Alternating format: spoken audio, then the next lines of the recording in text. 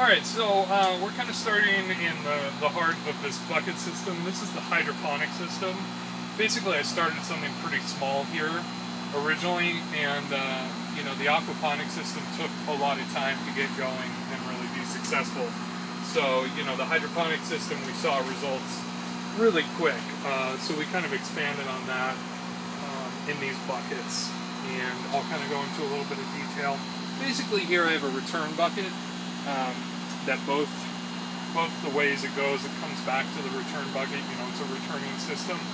And these two buckets aren't connected, and this one just has the tiniest amount of water that flows between the two. Basically what that does is, you know, just brings the water level up in these buckets, and the water flows all around and then comes back to this main bucket. So, you know, we get really solid circulation without having to have, you know, a pump going. That's expensive. You know, in here we have like the tiniest pump. You know, it's a really small pump. Same thing, there's a float valve in here, just in case I go out of town or something, or maybe, you know, I'm losing a lot of water, and I can't monitor it as closely. You know, here we have, you know, some tomato plants that have grown. You know, down here, let's see, got more. This is like an heirloom orange tomato. And then here, I believe this is a gooseberry plant. They have just the smallest of little berries on them. They come off and they kind of look like this. And they turn orange eventually. And they're really an interesting tasting thing. Pretty unique. So we kind of move along here. We've got several different breeds of cucumber plants here. You'll notice there's a little bit of whiting here. This is some fungus from a flood we had in here that was sitting for a couple days and didn't really get taken care of. It's kind of dissipating. It was worse. But, you know, we have a couple cucumbers that have started here. This is a really small cucumber. Ends up being, it's just a green little watermelon looking cucumber eventually. If you come over here, this is more of your classic pickling cucumber. It's spiky. You know, and we got plenty growing here.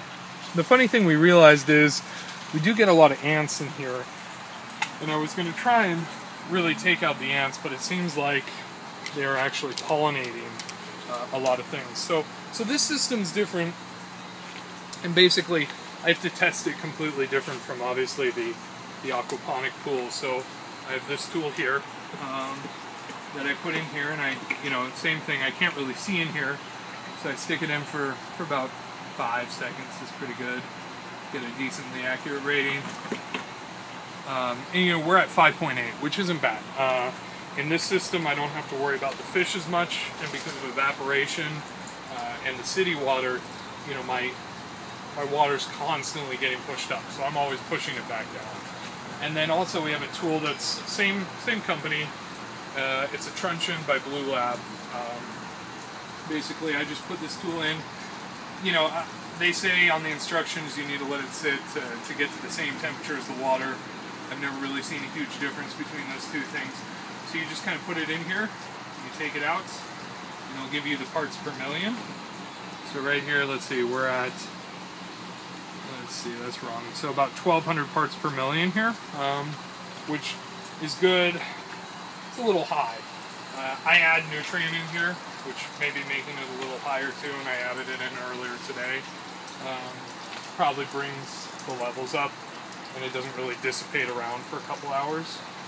But I like to be somewhere around 1,000. The city water is pretty high, it's around 420. Even after I run it through a basic RO, it's not a real RO, just removes sediment and chlorine. So I'm going to be installing an RO system which should bring my parts per million and kind of balance the whole thing out. But this morning when I came in, it was around 800. The day before it was 1,000.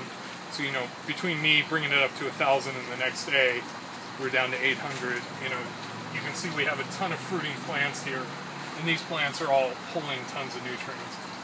I'm not really sure why this plant died. I think it was an issue in its stem somewhere, or possibly part of that systemic issue. And we'll kind of clean off the roots. I'm sure it would actually come back. These plants seem to always bounce back, even as bad as it looks. But you know, I'll probably just feed the root system to the fish after I clean it up really well. So that's basically the thing I do every day. I check my levels in the fish tank. I check my levels in the hydroponic system. You know, I add nutrients that are necessary. For the fish tank, if the parts per million, or if the pH is too high, I use a powder you can buy at most aquarium stores. You know, it's acid buffer, it's really big. It will bring down your pH really fast. You need to be really careful when using it.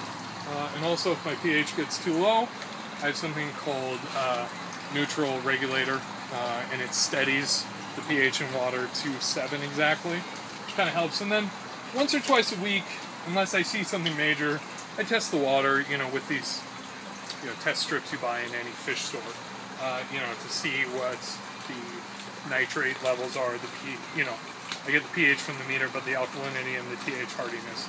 You know, just important things to check once in a while. And also I check the ammonia. But really, honestly, recently, since the whole system's been working well, you know, it's really pointless. The fish are providing more than enough nutrients for all these fruiting plants, and it's not, the levels don't fluctuate as much.